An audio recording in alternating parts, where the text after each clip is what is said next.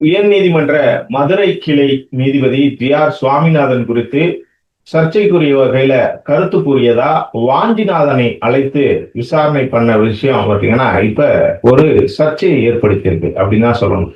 அதாவது சென்னை உயர்நீதிமன்ற மதுரை கிளையில நீதிபதியா இருக்கக்கூடியவர் ஜி.ஆர். சுவாமிநாதன். இவர் பார்த்தீங்கன்னா, பல்வேறு வழக்குகளுக்கு அதிரடி தீர்ப்புகளை வழங்கியிருக்காரு. ஆனா பெரும்பாலான தீர்ப்புகள் பார்த்தீங்கன்னா, சர்ச்சைக்குரிய வகையில தான் இருக்குது அப்படின்னு விமர்சிக்கப்படுது. என்னன்னா, இவர் ஒரு சாதி ரீதியா, ஒரு மத ரீதியா தீர்ப்புகளை வழங்குறார் அப்படின்னு பல்வேறு நபர்களும் சமூக வலைதளங்கள்ல தொடர்ச்சியா பதிவிட்டு வர்றத நம்ம பார்க்க முடியுது. குறிப்பா பாத்தீங்கன்னா, அந்த கரூர் மாவட்டத்துல ஒரு கோயில்ல எச்சில் நிலையில பக்தர்கள் உருண்டு வர்றதுக்கு எதிரான உச்ச நீதிமன்றம், உயர் நீதிமன்றங்களோட தீர்ப்புகளையே இவர் மாத்தி எச்சில் நிலையில பக்தர்கள் புரளலாம். அது ஆன்மீகம் அப்படிங்கிற மாதிரி இவர் கொடுத்த தீர்ப்பு அந்த நேரத்துல பாத்தீங்கன்னா கடும் சர்ச்சையை ஏற்படுத்திருந்துச்சு.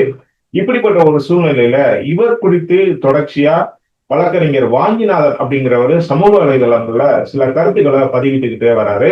அவர் கூறிய கருத்துக்கள் பாத்தீங்கன்னா ஒரு 100% உண்மை அப்படின்னு தான் சொல்லணும். ஏன் அப்படின்னா அவர் என்ன சொல்றாரு அப்படின்னா வாஞ்சிநாதன் வாஞ்சிநாதன் அப்படிங்கிறவர் யாருன்னு பாத்தீங்கன்னா, தொடர்ச்சியா மனித உரிமை மீறல்கள், இந்த காவல் நிலைய மரணங்கள் மற்றும் பாத்தீங்கன்னா கூடன்குளம் அணுகுலை இந்த மாதிரி ஒரு சமூக செயல்பாட்டு விஷயங்கள்ல தொடர்ச்சியா இயங்கிட்டு இருக்கவரு. இவர் அது தொடர்பான போராட்டங்கள்லையும் நடத்திட்டு இருக்காரு. அது போக நீதிமன்றங்கள் இது தொடர்பான வழக்குகள்லையும் நீதிமன்றத்துல ஆஜராகிட்டு இருக்காரு. அந்த அளவுக்கு ஒரு ஒரு சமூக செயல்பாட்டாளரான வாஞ்சிநாதன் சோசியல் மீடியாஸ்ல கூறின கருத்து தான் அப்ப ஜி.ஆர். சுவாமிநாதனை காண்டாக்கி இருக்கு அப்படின்னு சொல்லலாம். வாஞ்சிநாதன் என்ன சொல்லியிருந்தாருன்னா, ஒரு ஜி.ஆர். சுவாமிநாதன் பாத்தீங்கன்னா ஒரு பட்டை அடிச்சுட்டு இந்து மதத்துக்கு ஆதரவான தீர்ப்புகளை தான் கொடுக்கிறாரு. இதே நேரத்துல ஒரு முஸ்லிம் நீதிபதி இருக்கிறாரு. அவர் குல்லா போட்டு அந்த நீதிபதியோட இதுல உட்கார்ந்தா ஏத்துக்கிருவீங்களா? அந்த சமூகம் ஏத்துக்கிருமா? அவர் என்னென்ன எல்லாம் சொல்லி இது பண்ணுவாங்க. சக வழக்கறிஞர்கள், சக நீதிபதிகள், சக வழக்கறிஞர்களே என்னென்னலாம் பேசுவாங்க. அவர் ஒரு இஸ்லாமிய நீதிபதி குல்லா போட்டுட்டு அமர்ந்தா என்னென்னலாம் பேசுவாங்க. இல்ல ஒரு கிறிஸ்தவ நீதிபதி பெரிய ஒரு சிலுவையை போட்டுட்டு அமர்ந்துட்டு தீர்ப்பு கொடுத்தா அவர் ஒரு பக்கமா தீர்ப்பு கொடுக்கிறாரு, இல்ல இப்படி நடக்கிறாரு அப்படின்னு அவர்களை எந்த அளவுக்கு விமர்சனம் செய்வாங்க. ஆனா ஜி.ஆர். சுவாமிநாதன் தலை நிறைய பட்டை அடிச்சுட்டு ஆன்மீகம், இந்து மதம் அப்படிங்கிற அடிப்படையில தான் அவர் தீர்ப்பு கொடுக்கிறாரு. அது மட்டும் இல்லாம அவர் பாத்தீங்கன்னா இந்து மதம் தொடர்பான மாநாட்டுல போயிட்டு கலந்துக்கிறாரு. அனைவருக்கும் பொதுவான ஒருவர் தான் நீதிபதியா இருக்கணும். அப்பதான் தீர்ப்புகள் சரியா இருக்கும், நியாய தர்மங்கள் சரியா இருக்கும்.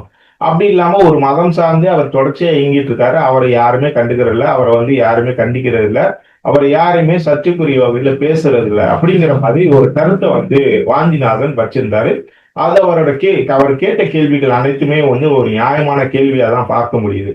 உண்மைதான். அதாவது ஜி.ஆர். சுவாமிநாதன் பாத்தீங்கன்னா சர்ச்சைக்குரிய நிறைய தீர்ப்புகளை கொடுத்திருக்காரு. பாஜகவினர் ஒரு இது தப்பு செஞ்சுட்டாங்க. அவங்களுக்கு ஒரு நீதிமன்றம் கொடுக்கல, கீழ்நிலை நீதிமன்றம் ஜாமீன் கொடுக்கல அப்படின்னா ஜி.ஆர். சுவாமிநாதன் முன்னாடி அந்த வழக்கு பட்டியலிடப்பட்டுச்சுன்னா உடனே அவங்களுக்கு ஜாமீன் கொடுத்துருவாரு. அப்படிங்கிற மாதிரி தொடர்ச்சியா பேசப்பட்டதை நம்ம பார்க்க முடியுது. சோசியல் மீடியாவில தான் அது தொடர்பா பதிவிட்டு வராங்க. சோ இந்த மாதிரி ஒரு நடந்துக்கிற ஒரு நீதிபதி பாத்தீங்கன்னா ஒரு அண்மையில ஒரு இந்து மதம் தொடர்பான ஒரு மாநாட்டிலையும் பங்கேற்கிறார். ஒரு நீதிபதிங்கிறது ஒரு மதம் சார்ந்த ஒரு விஷயத்துல பங்கேற்கிறார். அவரோட தீர்ப்புகள் எப்படி இருக்கும் அப்படிங்கிறது தான் எல்லாரோட பார்வையா இருக்குது. அதைத்தான் இவர் வாஞ்சிநாதன் என்ன சொல்லியிருந்தார், வெளிப்படுத்தியிருந்தார். உண்மையான இதுதானே. இப்போ ஒரு இஸ்லாமிய ஒரு நீதிபதி இருக்கிறாரு, இல்ல வழக்கறிஞரே இருக்கிறாரு, ஒரு இஸ்லாமிய வழக்கறிஞர் இருக்காரு. அவர் தொப்பியை போட்டுக்கிட்டு நீதிமன்ற அறையில வாதாடினா சக நீதிபதி அதை ஏத்துக்குவாரா? நீதிபதி அவர் எந்த மாதிரி இருந்தாலும் இருக்கட்டும், அந்த நீதிபதி ஏத்துக்குவாரா? சக வழக்கறிஞர்கள் அவங்க என்னென்ன சர்ச்சையை உருவாக்குவாங்க. அதே மாதிரி ஒரு நீதிபதியாவே அந்த இடத்துல அமர்றாரு, இங்க குல்லாவை போட்டுக்கிட்டு அமர்றாரு. இல்ல ஒரு கிறிஸ்தவர் ஒரு பெரிய சிலுவை அணிஞ்சிக்கிட்டு போயிட்டு நீதிபதியா அவர் அமர்றாரு. அப்போது எல்லா விதமான சர்ச்சைகளையும் உருவாக்குவாங்களா இல்லையா? அதுதானே ஒரு இது.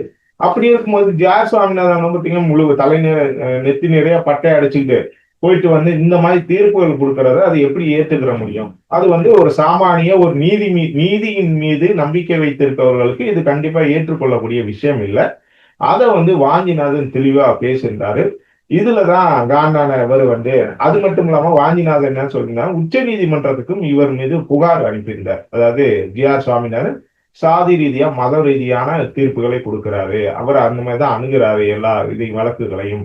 அதனால இவர் மீது நடவடிக்கை எடுக்கணும் அப்படிங்கிற மாதிரி வாஞ்சிநாதன் மீது வாஞ்சிநாதன் வந்து ஜி.ஆர். சுவாமிநாதன் மீது புகார் அளிச்சிருக்காரு உச்சநீதிமன்றத்துல.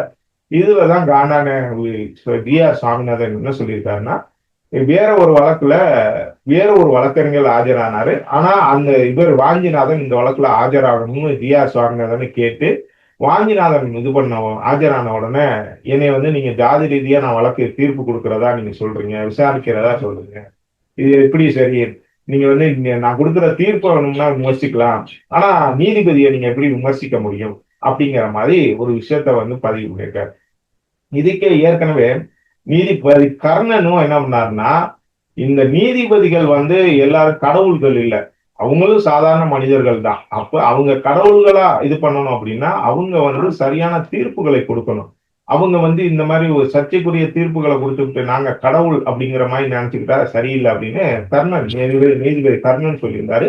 அது மட்டும் இல்லாம நீதிபதிகள் பல பேர் பாத்தீங்கன்னா முறைகேடுகள்ல ஈடுபடுறாங்க. அதாவது பணம் வாங்குறது, இந்த மாதிரி தீர்ப்புக்கு பணம் வாங்குறது, இந்த மாதிரி நிறைய முறைகேடுகள்ல ஈடுபடுறாங்க அப்படிங்கிற கர்ணன் வந்து சொன்னாரு. அதனாலேயே அவரை பத்தி சிறையில எல்லாம் போட்டாங்க.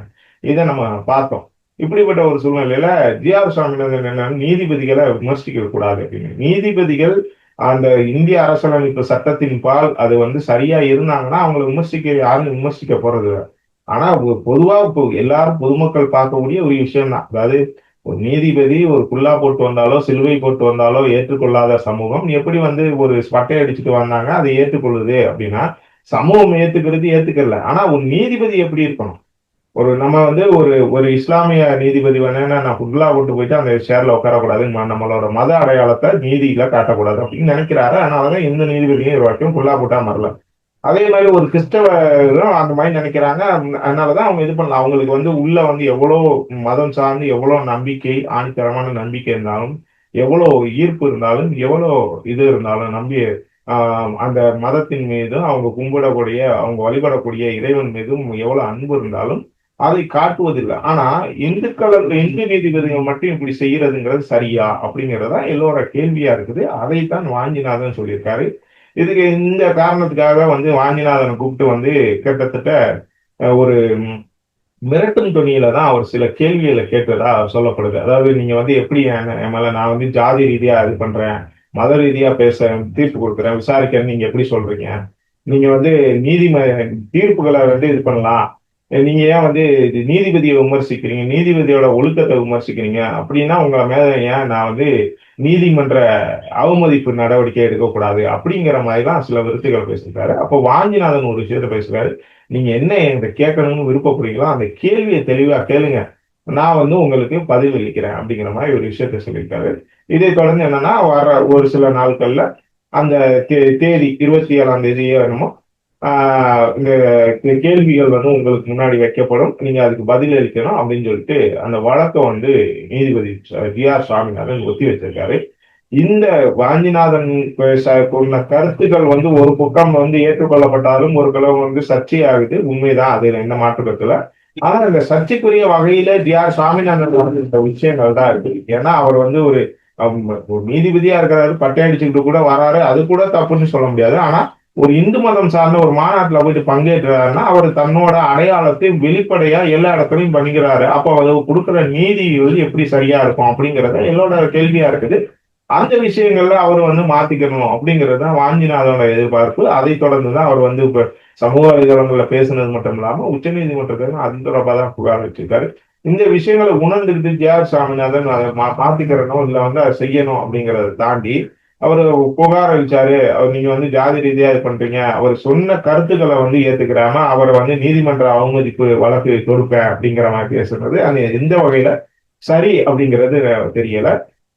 எப்படி இருந்தாலும் எல்லாரும் கேட்கக்கூடிய ஒரு கேள்விதான், ஒரு சாதாரண இது மீண்டும் சொன்னாலும் அதுதான் உண்மை. ஒரு இஸ்லாமிய வழக்கறிஞர் ஒரு நீதிபதி குல்லாமந்துக்கு நீதிமன்றத்துக்கு வந்தாலோ என்ன பேசுவாங்க, இல்ல வந்து ஒரு இஸ்லாமிய ஒரு கிறிஸ்தவர் வந்து ஒரு சிலுவை அவரை எப்படி பேசுவீங்க, அவரை எப்படி பார்ப்பீங்க அப்படிங்கறதா எல்லாருக்கும் அந்த வந்து புரிஞ்சுக்கிட்டு இனிமேலாவது எல்லா வழக்கறிஞர்களும் நீதிபதிகளும் நடந்து கொள்ளணும் அப்படிங்கறதா எல்லோரோட எதிர்பார்ப்பு. அதுதான் நம்மளோட எதிர்பார்ப்பு.